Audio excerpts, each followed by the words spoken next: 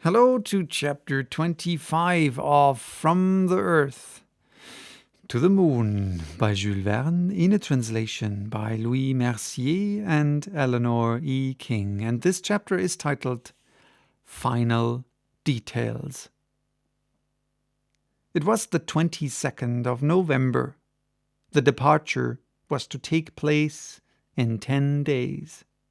One operation alone remained to be accomplished to bring all to a happy termination, an operation delicate and perilous, requiring infinite precautions, and against the success of which Captain Nicholl had laid his third bet. It was, in fact, nothing less than the loading of the Columbiad, and the introduction into it of 400,000 pounds of gun cotton. Nicholl had thought, not perhaps without reason, that the handling of such formidable quantities of pyroxyle would, in all probability, involve a grave catastrophe, and at any rate that this immense mass of eminently inflammable matter would inevitably ignite when submitted to the pressure of the projectile. There were indeed dangers occurring as before them from the carelessness of the Americans, but Barbicane had set his heart on success and took all possible precautions. In the first place, he was very careful as to the transportation of the gun cotton to Stones Hill. He had it conveyed in small quantities, carefully packed in sealed cases.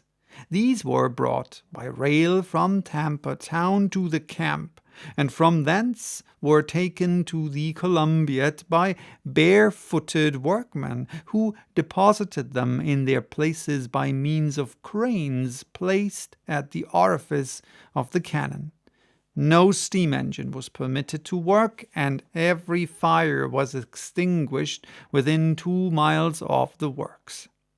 Even in November they feared to work by day, lest the sun's rays acting on the gun cotton might lead to unhappy results. This led to their working at night, by light produced in a vacuum by means of Ruhmkorff's apparatus, which threw an artificial brightness into the depths of the Columbiad.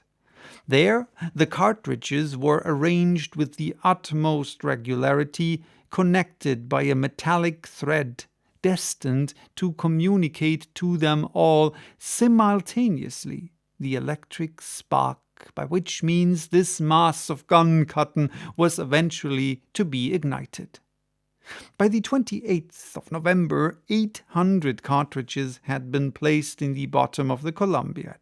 So far, the operation had been successful. But what confusion, what anxieties, what struggles were undergone by President Barbicane!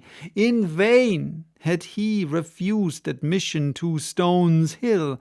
Every day the inquisitive neighbors scaled the palisades, some even carrying their imprudence to the point of smoking while surrounded by bales of gun cotton. Barbicane was in a perpetual state of alarm. J.T. Maston seconded him to the best of his ability by giving vigorous chase to the intruders and carefully picking up the still lighted cigar ends which the Yankees threw about. A somewhat difficult task, seeing that more than 300,000 persons were gathered round the enclosure. Michel Ardan had volunteered to superintend the transport of the cartridges to the mouth of the Columbiad, but the president, having surprised him with an enormous cigar in his mouth while he was hunting out the rash spectators to whom he himself offered so dangerous an example, saw that he could not trust this fearless smoker, and was therefore obliged to mount a special guard over him. At last, Providence being propitious, this wonderful loading came to a happy termination, Captain Nicholl's third bet being thus lost. It remained now to introduce the projectile into the Columbiad and to place it on its soft bed of gun cotton. But before doing this, all those things necessary for the journey had to be carefully arranged in the projectile vehicle. These necessaries were numerous, and had Ardent been allowed to follow his own wishes, there would have been no space remaining for the travellers. It is impossible to conceive of half the things this charming Frenchman wished to convey to the moon. A veritable stock of useless trifles. But Barbicane interfered and refused admission to anything not absolutely needed. Several thermometers, barometers, and telescopes were packed in the instrument case.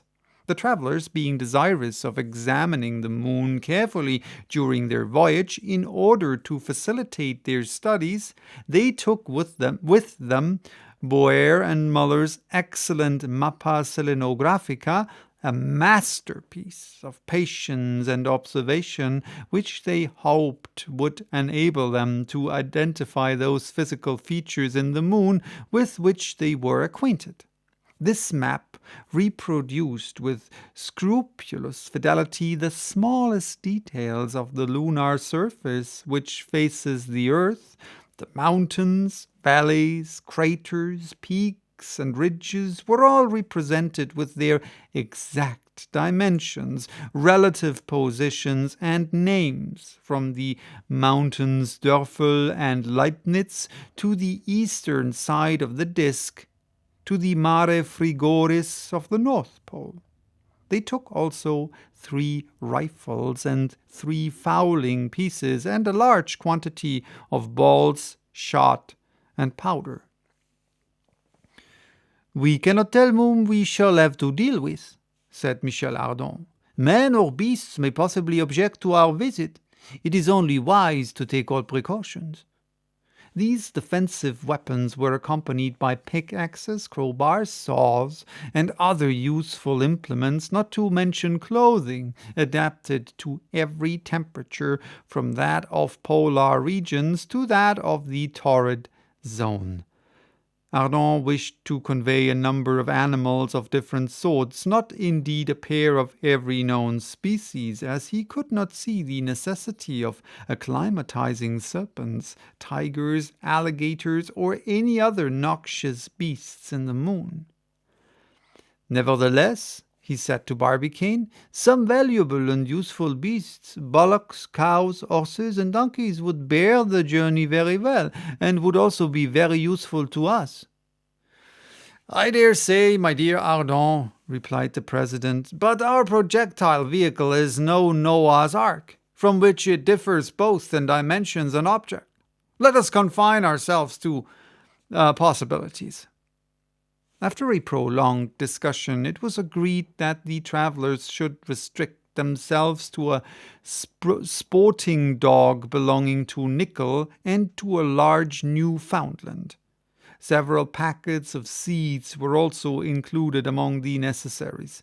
Michel Ardan, indeed, was anxious to add some sacks full of earth to sow them in. As it was, he took a dozen shrubs carefully wrapped up in straw to plant in the moon.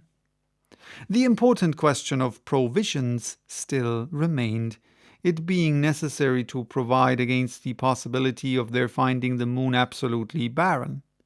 Barbicane managed so successfully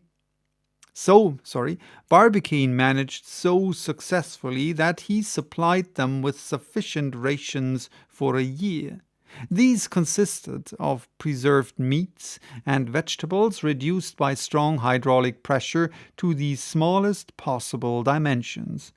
They were also supplied with brandy and took water enough for 2 months, being confident from astronomical observations that there was no lack of water on the moon's surface.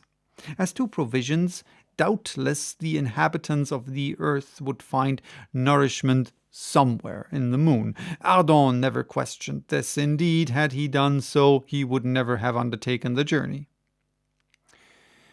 Besides, he said one day to his friends, we shall not be completely abandoned by our terrestrial friends. They will take care not to forget us. No, indeed, replied J.T. Maston. Nothing would be simpler, replied Ardent.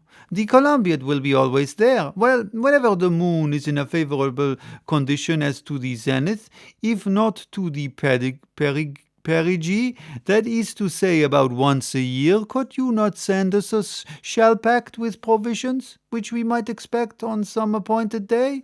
Hurrah! Hurrah! cried J.T. Maston. What an ingenious fellow! What a splendid idea! Indeed, my good friend, we shall not forget you. I shall reckon upon you. Then, you see, we shall receive news regularly from the earth, and we shall indeed be stupid if we hit upon no plan for communicating with our good friends here. These words inspired such confidence that Michel Ardan carried all the gun club with him in his enthusiasm. What he said seemed so simple and so easy, so sure of success, that no one could be so sordidly attached to this earth as to hesitate to follow the three travelers on their lunar expedition. All being ready at last, it remained to place the projectile in the Columbiad, an operation abundantly accompanied by dangers and difficulties. The enormous shell was conveyed to the summit of Stones Hill. There, powerful cranes raised it and held it suspended over the mouth of the cylinder. It was a fearful moment. What if the chains should break under its enormous weight? The sudden fall of such a body would inevitably cause the gun cotton to explode. Fortunately, this did not happen, and some hours later the projectile vehicle descended gently into the heart of the cannon and rested on its couch of pyroxyle, a veritable bed of explosive eider down. Its pressure, a veritable bed of explosive eider down. Its pressure had no result other than the more effectual ramming down of the charge in the Columbiad. I have lost, said the captain, who forthwith paid President Barbicane the sum of $3,000. Barbicane did not wish to accept the money from one of his fellow travelers, but gave way at last before the determination of Nicholl, who wished, before leaving the earth, to fulfill all his engagements. Now, said Michel Ardan, I have only one thing more to wish for you, my brave captain. What is that? Asked Nicholl. It is that you may lose your 2 other bets. Then we shall be sure not to be stopped on our journey. So, that was chapter 25. Bye-bye. Till next time with chapter 26, titled Fire.